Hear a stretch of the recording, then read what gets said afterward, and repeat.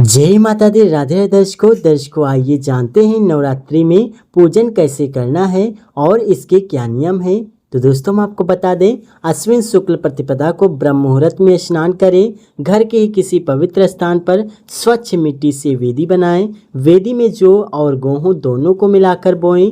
वेदी पर या समीप के ही पवित्र स्थान पर पृथ्वी का पूजन कर वहां सोने, चांदी, तांबे या मिट्टी का कलश स्थापित करें। इसके बाद कलश में आम के हरे पत्ते, दूर्वा, पंचामृत डालकर उसके मुंह पर सूत्र बांधें। कलश स्थापना के बाद गणेश पूजन करें। इसके बाद वेदी के किनारे पर देवी की किसी धातु, पाषाण, मिट्टी व चित्रमय मूर्ति विधि विधान से विराजमान करें। तत्पश्चात मूर्ति का आसन, पाद्य, अर्ध आचमन, स्नान, वस्त्र, गंध, अक्षत, पुष्प, धूप, दीप, नैवेद्य, आचमन, पुष्पांजलि, नमस्कार, प्रार्थना आदि से पूजन करें। इसके पश्चात दुर्गा सप्तशती का पाठ, दुर्गा स्तुति करें। पाठ स्तुति करने के बाद दुर्गा जी की आरती करके प्रसाद वितरित करें। इसके बाद कन्या भोजन कराएं, फिर स्वयं फलाहार ग्रहण करें। प्रतिपदा के दिन घर में ही जवारे बोने का भी विधान है। नवमी के दिन इन्हीं जवारों को सिर पर रखकर किसी नदी या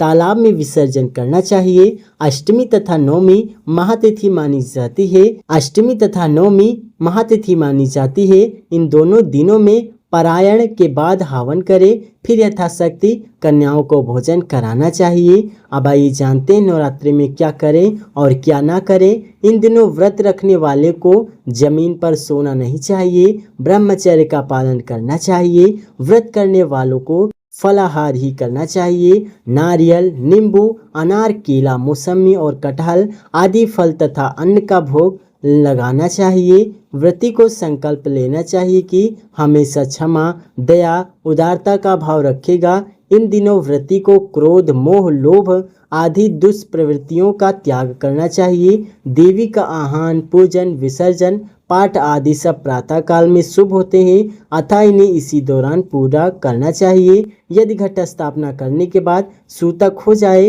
तो कोई दोष नहीं होता, लेकिन अगर पहले हो जाए तो पूजा आदि ना करें।